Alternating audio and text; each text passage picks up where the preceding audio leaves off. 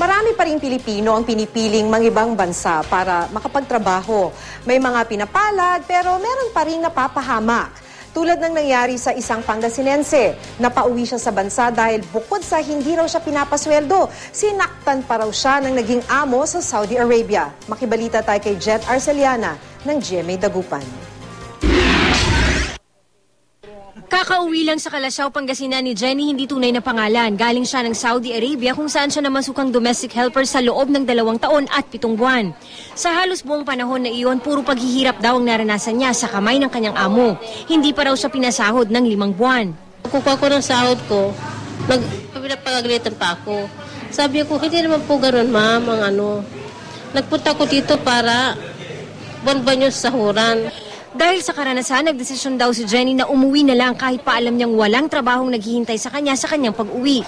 Hindi naging madali ang pag-uwi ni Jenny dahil ayaw siyang payagan ng amo pero nakakuha raw siya ng pagkakataong tumakas. Makakalabas lang po ako pagkasama sila. Wala din day off. Sa tennis ko po yun. Sabi ko, kung hindi niyo rin po ako masasahuran, ma'am, pauwi niyo lang po ako. Kahapon, dumulog sa tanggapan ng DSWD si Jenny para humingi ng payong legal kung posible pa niyang makuha ang sahod sa naging amo sa Saudi. Pumunta na rin siya sa tanggapan ng Overseas Workers Welfare Administration.